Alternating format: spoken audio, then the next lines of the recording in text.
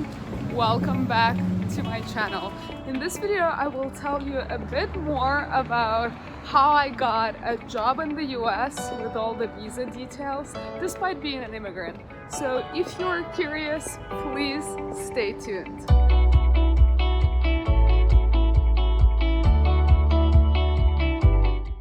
As a lot of you know, I was born and raised in Belarus, and when I was in Belarus, I wouldn't say I've always wanted to live in the States, but I definitely would say that I never really saw myself staying and working there, and hence I really wanted to go study somewhere abroad to explore the world and just kind of get different perspectives, be in a different language environment.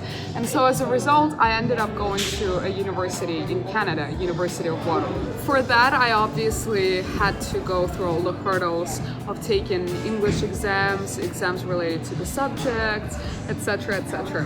And then when I finally got accepted and then decided to actually go to university in Canada, obviously I had to go through all the visa hurdles also. So I ended up getting a student visa, and it wasn't very complicated. I just had to get all the regular set of documents that is listed on Canadian CEC website. Funny thing though is that I got my student visa a day before my flight to Canada to study in university. It was really stressful for my parents. My mom was stressing out so much, and finally when I got that visa a day before my actual flight to Canada, everyone was just so happy and relieved. In the end of the day, it's completely out of your control, so you can't really influence the visa process much. So as I said, the process of getting a visa to study in Canada was fairly straightforward and simple. I didn't have any complications.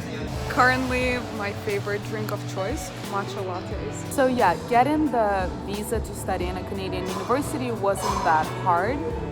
And I got the visa for all of the 5 years. And then when I was in university, we actually did co-ops, which means we did internships at actual companies. And for that, as an international student, if I was interning in Canada, I actually needed a separate working permit. So when I got the Canadian student visa, the working permit wasn't there, but the university was super helpful in facilitating in getting that work permit. So it was quite a breeze also. Currently waiting for Caltrain. Caltrain is a train that runs through South Bay up to the city and vice versa. So I'm going from Mountain View to San Francisco. So then I did 2 internships with my Canadian visa in Canada, with my Canadian work permit actually. And yeah, it wasn't hard to get it. It was really easy, in fact. And then on my 3rd year of university, I actually went to Germany on exchange. So I had to get a German student visa, which also was not really a big problem. That's where the US comes into place. I did my 3rd internship as a software engineer in San Francisco. So there, the visas were a little more complicated. My bangs is getting quite long. It's kind of annoying. I need to go cut it. This is the book I'm reading right now. It's basically about side projects and how to make money doing and having a side business, or just hustling in some way or another. So then I went to the United States for an internship for the first time, and that's how my visa journey with the US starts. If you are coming to the US on an internship like I did for the first time, you usually tend to get the J1 type of visa. J1 visa is a trainee visa, which means that you go to the United States to train a certain skill, and then ideally come back to the country where you came from with that newly developed knowledge that you got in the United States.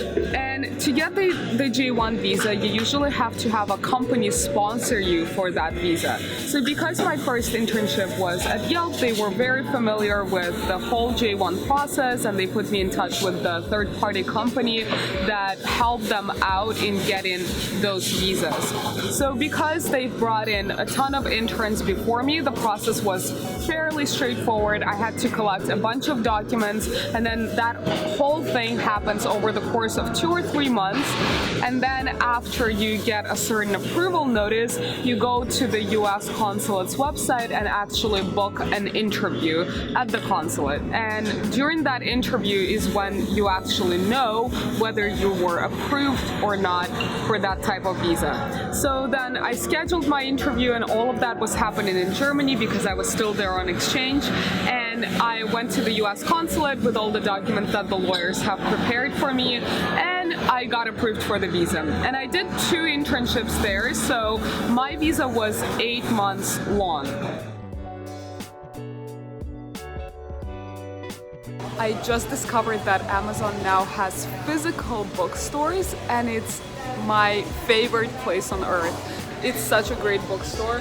All the books have the rating on them as well as price, and all of them are actually front cover facing, which honestly makes such a huge difference.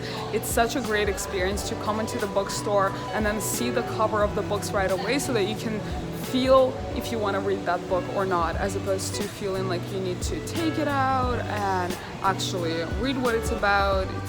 It seems like such a simple change, but trust me, it makes the experience so much better. By the way, this book is freaking bomb. I just read it and it was the most fascinating read of all times. Super good. Highly, highly, highly recommend. The second time around when I came to the US again for an internship, I was also coming on the J1 visa because again, I was a trainee, an intern, and that was with Airbnb, and the process was also very straightforward because again, the company has done it before, I have done the process before, so both of the parties were familiar with how to facilitate this visa situation. When I was graduating, I decided that I'm going to go back to the States to work here full time, and that's where again I had to be involved in deciding what kind of visa hurdles I will have to go through. Here in the States, when people come here for work, they usually get an H-1B type of visa, which is dual intent visa, which means that if you want to immigrate to the States, you can. Whereas, for instance, J1, a trainee visa, has no non-immigrant intent, which means that you cannot potentially transfer the J1 status to a green card. The caveat with H-1B is that you have to apply for an H-1B visa in April, and at the time of application, you have to have all your documents ready and you have to have your diploma, which I actually didn't have at the time because I picked up a computer science minor and I had to stay in university for a semester longer, which meant that I was graduating in August instead of May. However, there is something that you can do in that scenario. You officially, by law, are allowed to go and train in the US even if you're not currently studying. And J1 visa can go up until 12 months. So basically what me and my company decided to do is we decided to apply for the J1 visa for 12 months so that while I'm on that J1 visa, having already graduated and have my diploma, I would be able to apply for the H-1B the next year around. Got the J1 visa for 12 months with, again, the intent to apply for the H-1B visa the next following April. So having already been working at the company for about, I guess, 8 months. It's Black Friday, by the way, so this is the perfect time to do some shopping. Just got these. Another big caveat with H-1B is that even if you're completely eligible, even if all your documents look great and you should be getting the visa is actually a lottery. What that means is that if you only have a bachelor's degree, you actually only have about a 30% chance of getting that visa. I made a comment about having a bachelor's degree because actually when you have a master's degree or a PhD, your chances are slightly higher. I'm not exactly sure what your chances are because I didn't go through that process. I went through the regular pool of people, but they are higher. I was actually very worried because basically if I wouldn't have gotten the J1 visa, I would have to figure out how else I can stay in the country. I received my notice in about July, and what happens afterwards is you have to leave the country and again schedule an interview at the US consulate, and you can do it at a third-party country, so you don't actually have to be in your home country to to do that. So I decided to schedule my interview in Spain.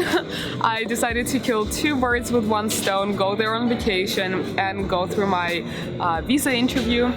And something unexpected actually happened. I am now on my way to check out Away, and Away is a suitcase company, or rather, actually they're a travel company. They don't just make suitcase now. And everyone has been loving their suitcase, so I want to see whether it's worth buying. It's actually really nice. The wheels roll so easily. I'm excited to buy it. When I went to my interview in Madrid, I basically have been given my passport back and have been told that my case is put under administrative processing. Administrative processing means that they want to review your documents further. It's not really a complicated procedure and there is nothing to be really worried about, but the worrisome part with administrative processing is that they actually don't know how long it's going to take. I was just kind of stuck there without knowing. It was very stressful. However, in about 5 weeks, I actually was in Belgium at the time because I decided, okay, I'm already in the EU, might as well go visit my high school friend in Belgium.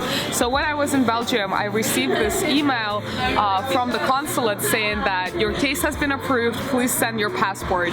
The first flight back to Spain, I fly in, I send my passport, and then I had to wait for about a week to get my passport basically with my visa approval.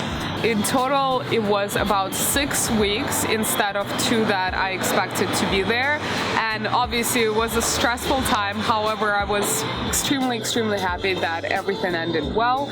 And then as soon as I got my passport, I booked my flight to go back to the States. I was pretty done with being on vacation in Spain.